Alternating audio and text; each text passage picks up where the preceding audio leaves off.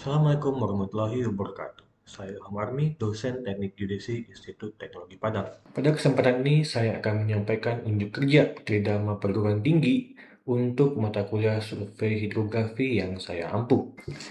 Sebagai pengampu mata kuliah tersebut, saya berkewajiban agar mahasiswa saya memiliki pemahaman yang baik tentang konsep survei hidrografi yang nantinya bisa digunakan untuk dunia akademik ataupun dunia industri.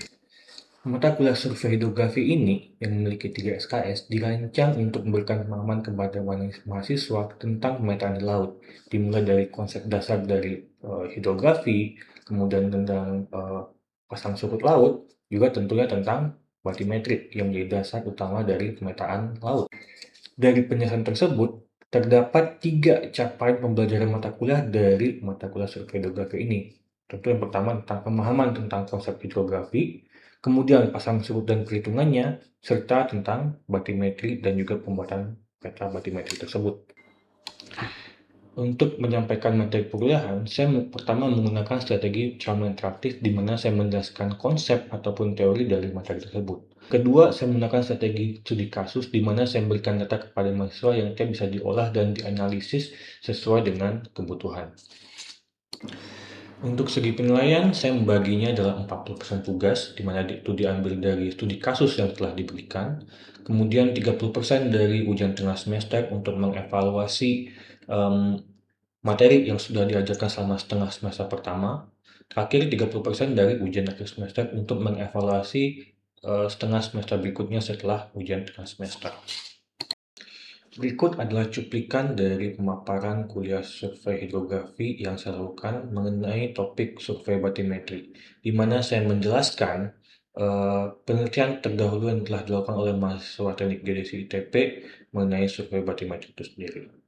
Dari pemaparan tersebut, saya harapkan mahasiswa memperoleh wawasan yang lebih baik bagaimana praktik penggunaan survei batimetri di dunia industri ataupun dunia penelitian, dan juga diharapkan bisa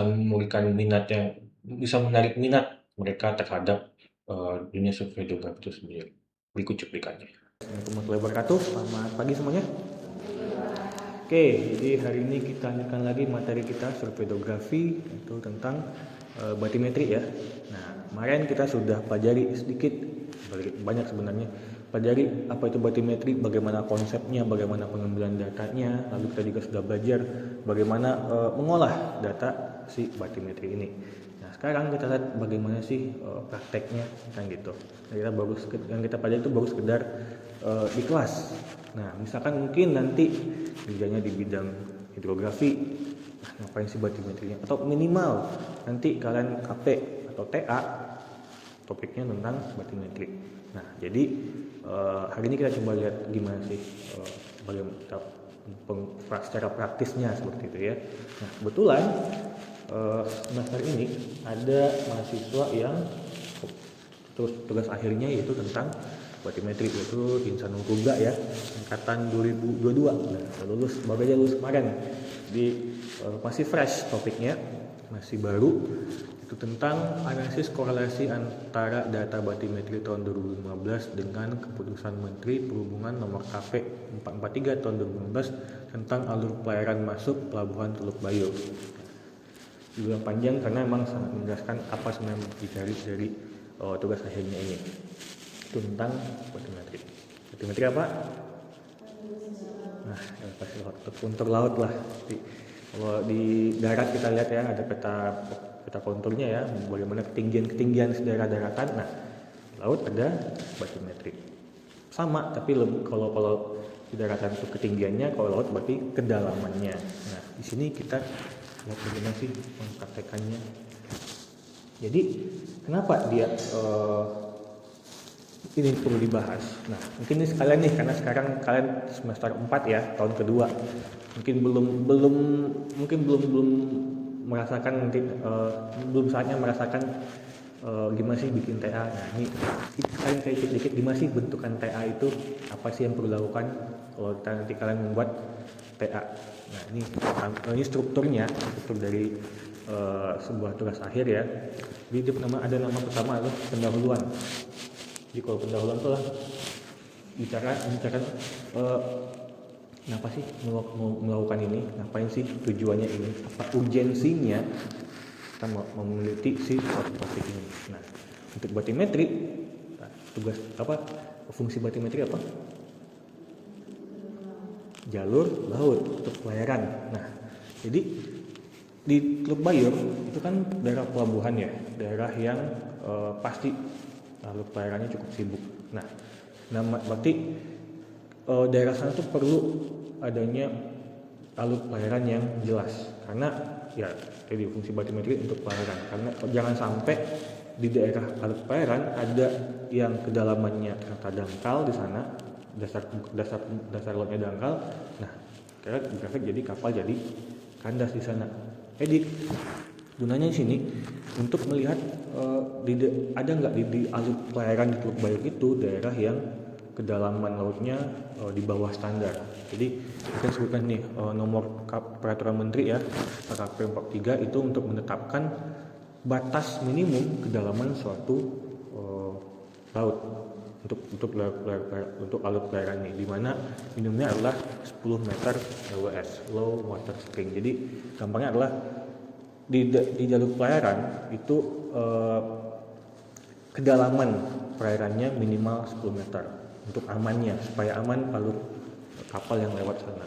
Kurang dari sana berarti ada risiko nanti kapalnya malah kandas karena kena endapan di dasar lautnya.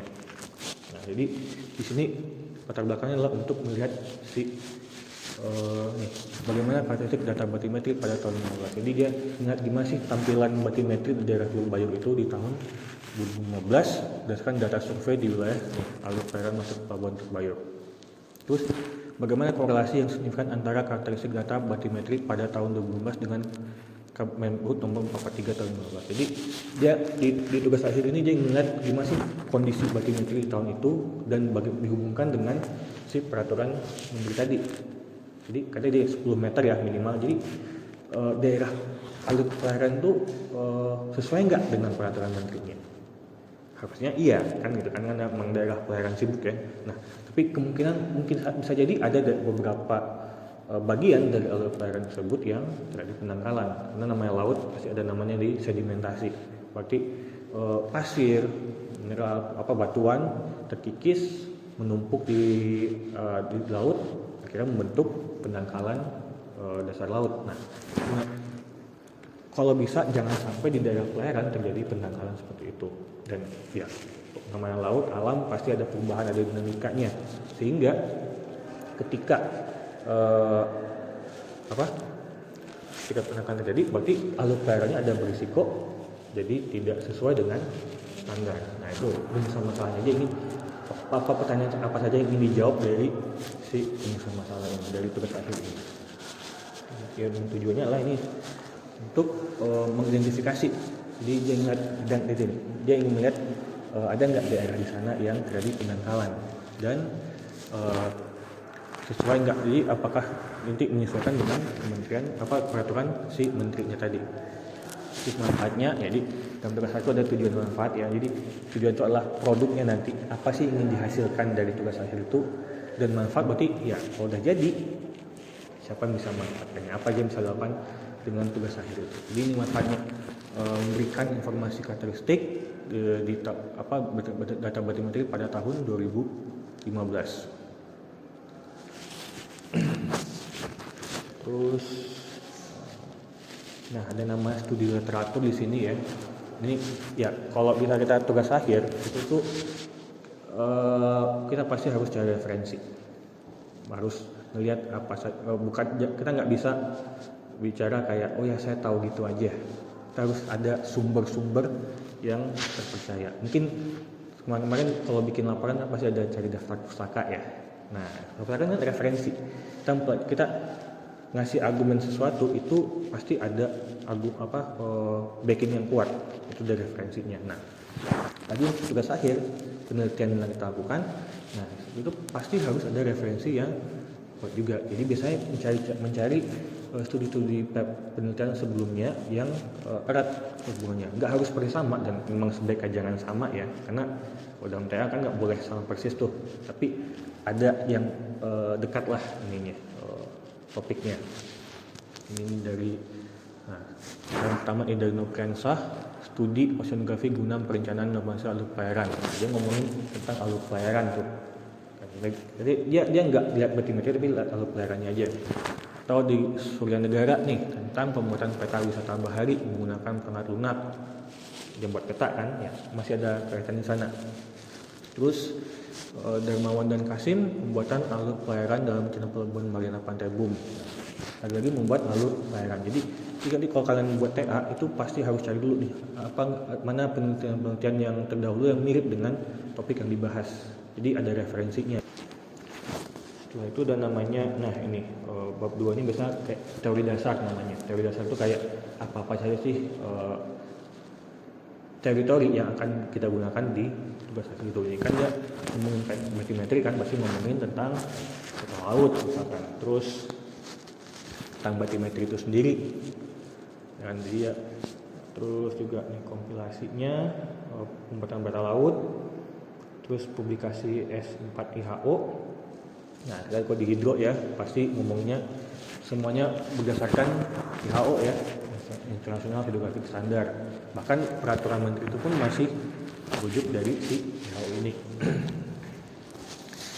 Terus juga ini software yang digunakan ya, risk paper chart.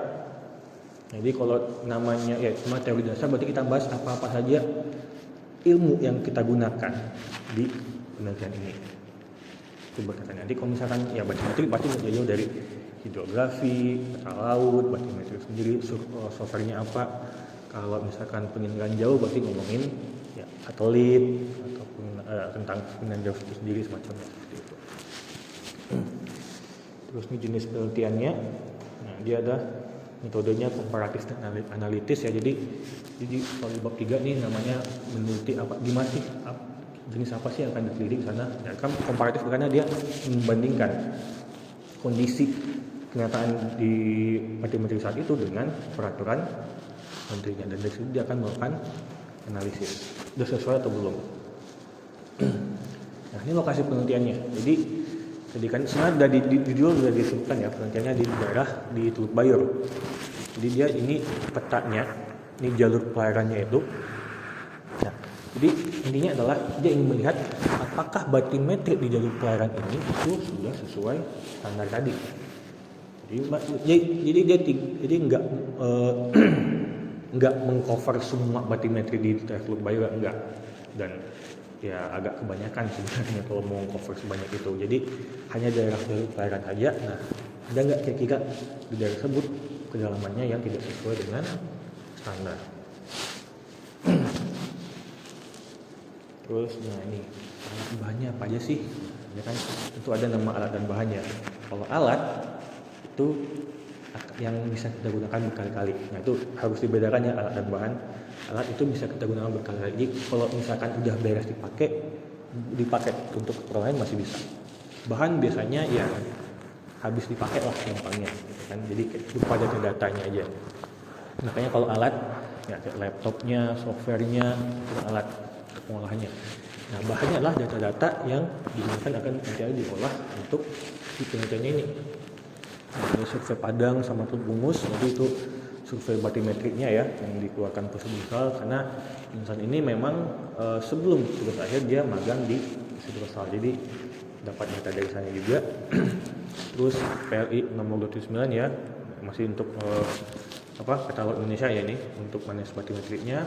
Citra Padang, perubahan garis pantainya, karena di 2015 sekarang dengan 2026 jauh 10 tahunan, berarti kita baca ya garis pantai akan ada perubahan. Jadi memastikan bahwasanya kondisinya sudah lebih aktual gitu.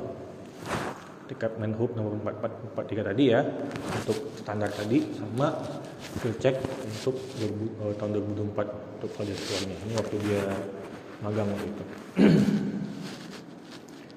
Nah, diagram alir ini kita sudah belajar di tahun lalu ya. Nah, tahun lalu nih diagram alir, menjelaskan bagaimana alur logika suatu penelitian, atau ya aku sebenarnya bukan alur penelitian. Ketika kita menjelaskan alur logika secara sederhana, kita pakai diagram alir.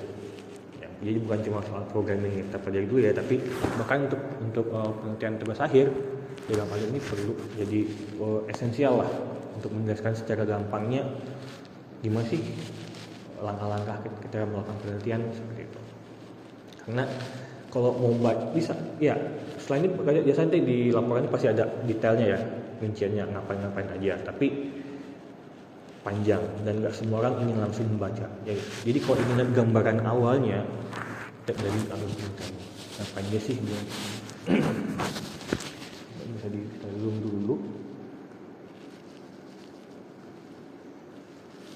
Nah, kan sudah teratur tadi kan, identifikasi masalah, nah, mengumpulkan data di sini, terus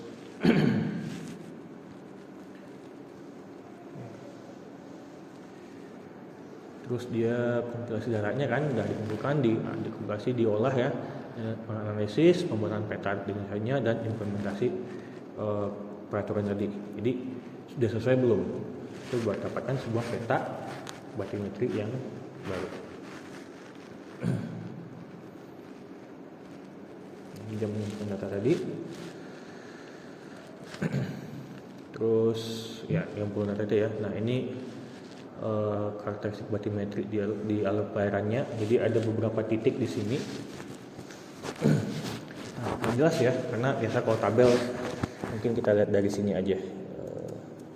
Nah, ini dia. Jadi dia identifikasinya di titik koordinat di alur pelayaran tersebut diambil. Nah, ini koordinatnya ya. Ini kedalamannya berapa meter. Nah, di sini sebenarnya udah bisa kelihatan daerah-daerah mana saja yang kedalamannya tidak memenuhi standar. Karena di sini misalkan ada beberapa titik tuh kayak nggak sampai 10 meter. Nah, ini 9,6 meter tuh. Nggak muncul di sini, di ini.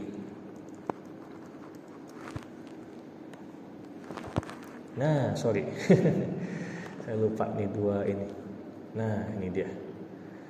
Tampilan hasilnya ya. Ini titik-titik kedalamannya, koordinatnya.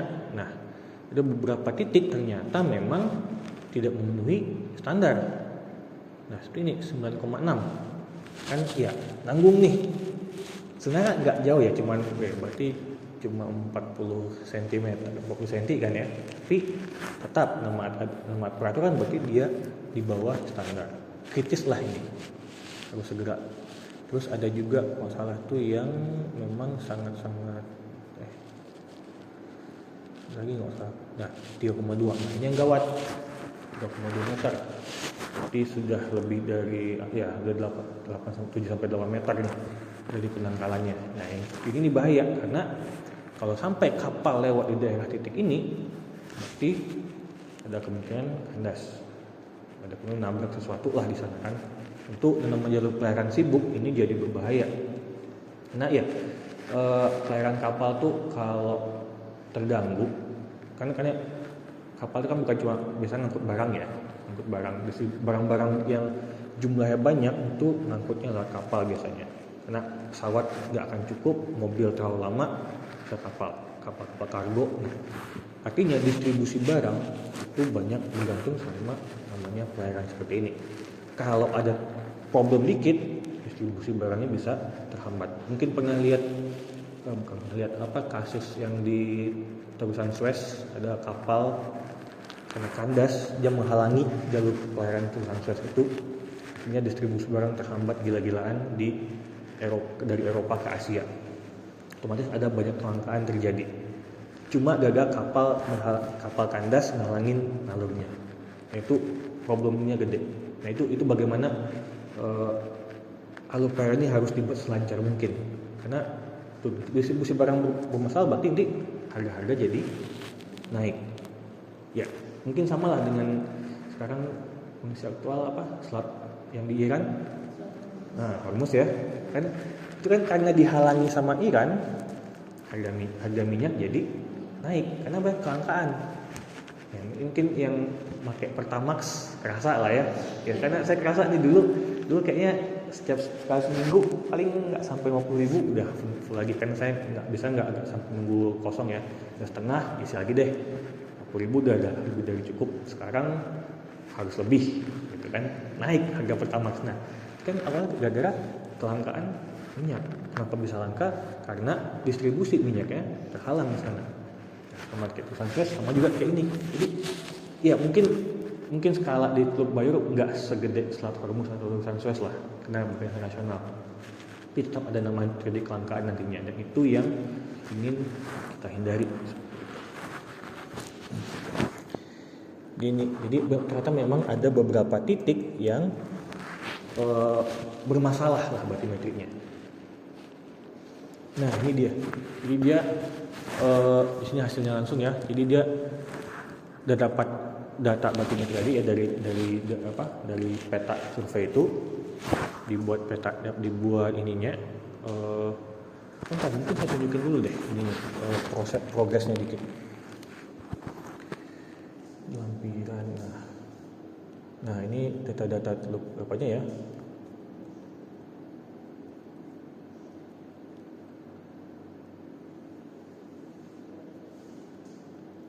Nah ini kumpulan datanya. Jadi dia dari peta-peta yang ada peta survei batimetri tadi, pertama tentu namanya digitasi dulu. Karena petanya kan peta fisik ya, dibuat digitalnya dulu sehingga kita bisa menentukan tiap titik itu berapa kedalamannya. Ini yang jadi dia fokusnya memang hanya nantinya di daerah alur cairan saja. Nah itu kan shape yang alur cairannya. Setelah itu dapatkan nanti di alur tadi mana yang tadi di titik yang kedalamannya bermasalah. Setelah itu dikatakan seperti ini. Dan ini terus diambil beberapa. Ini nggak karena sebenarnya ada beberapa. Jadi dia ngambilnya nggak semua yang dibikin 3D ya. Hanya ada beberapa di sini yang memang namanya area of interest. Nah nih A, B, C, D. Ada 4 area ternyata. Nah kan kalau batimetri ya warnanya simple ya. Warna birunya ini warnanya putih, ini yang lebih dalam, makin gelap di sini makin dangkal.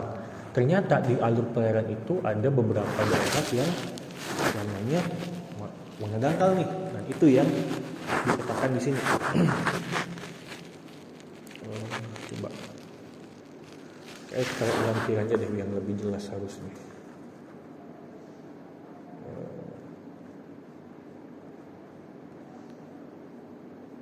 Enggak ada lagi. Sini langsung kayak. Nah, di sini petakan hasilnya. Jadi di area 1 di sini pojok ini. Nah ternyata ini bentuk 3D-nya ya. Pas kita pelajari juga dengan server kemarin, kita bisa bikin tampilan 3D sesuai batimetri. Nah di sini ada bentukan daerah mana nih yang nonjol dan dangkal. Ini kan tadi itu yang kedalaman cuma 3,2 meter lagi. Ini yang dangkalnya ada ekstrim nih. Nih yang pertama area 1. Terus area interest 2 seperti ini, yang sebelah kiri ini. Nah ini nggak terlalu ekstrim kedalamannya, karena emang di antara kedalaman yang ditemukan memang cuma yang satu titik itu aja yang agak ekstrim ya, sampai 3 meteran. Yang lain-lain itu cenderung ya masih sekitaran 8 sampai 9 meter. Jadi sebenarnya masih nggak terlalu dalam, nggak terlalu parah pendangkalan, tapi sudah melewati batas standar. Tetap perlu dikasih lihat, daerah ini loh yang terjadi pendangkalan. Ini bentukan tidinya. Ini ada interest 2. Nah, yang ketiga ini sama yang keempat. Di sini kata-kata di kedalamannya ya cuma di 8 sampai 9 meter, jadi nggak terlalu ekstrim, tapi hitungannya itu udah kritis. Nah ini hasil tadi ya, yang menganalisis daerah mana saja yang perlu diperhatikan. Jadi setelah kalau ini jadi dan emang ini manfaat aja. Jadi kalau misalkan dari pihak yang berwenang yang membuangkan ini mereka udah tahu, oh ya daerah sini loh yang perlu diawasi. Biasanya ya menyiapkan pengurukan di daerah tersebut. Jadi kalau di laut ya, ketika penangkaran ini ada namanya pengurukan. Jadi ya ada kapal nanti yang menguruk daerah itu supaya kedalamannya bisa balik lagi seperti semula, seperti itu. Itu namanya. Jadi ya harus tahu dulu, tapi harus tahu dulu daerah mana nih yang perlu dikeruk, karena kan ya laut ya, kita nggak ada palang, nggak ada penanda. Satunya cara itu dengan lihat koordinatnya. Maka tadi tabelnya pakai koordinat, jadi supaya tahu, oh ya penangkaran terjadi di sini loh. Dia orang tinggal ke sana, lakukan pengurukan, selesai, beres masalahnya seperti itu. Jadi tanya ada interestnya ya. Terus ini kesimpulannya, nah ini. Jadi kesimpulan itu basically kayak merangkum apa saja yang sudah dibuat. Nah, ini ada titik samplingnya, terus rentang kedalaman 3,2 sampai 31 meter ya. 3,2 ini memang agak anomali sih sebenarnya. Ini cuma salah satunya. Maksimum kedalamannya di 31 meter. Kedalaman minimum 3,2 meter, defisit 6,8 dari standar. 8 titik kritis dalam kedalaman kurang dari pemeran ini tadi. Yang titik kritisnya ada yang kedalamannya di sekitar 8,5 meter. Sebenarnya ya dia itu sudah di bawah standar, walaupun pengeluarannya nggak terlalu banyak. Terus ini ada interestnya ya. Korelasinya terdapat penangkalan di beberapa area. Ini luas areanya yang tadi ditampilkan. Terus ya, dia perlu dilakukan perawatan, pengawasan serta pengecekan kedalaman, dan ada kurang 10 meter harus dilakukan pengurukan yang tadi saya bilang ya. Jadi kalau terjadi penangkalan perlu ada namanya pengurukan, memastikan bahwa jalur itu betul-betul bersih, betul aman untuk dilayari, betul aman untuk dilalui oleh kapal-kapal. Dan ini yang sebenarnya memang selalu terjadi di dunia pelayaran, memastikan bahwasannya tempat kapal-kapal itu bisa lewat dengan tanpa ada masalah lah, seperti itu. Jangan sampai terjadi penangkalan. Itu tadi cuplikan pemaparan kuliah yang saya lakukan. Semoga bisa jadi bahan pertimbangan dalam sertifikasi dosen 2026 ini. Saya Ilham Armi, terima kasih. Assalamualaikum warahmatullahi wabarakatuh.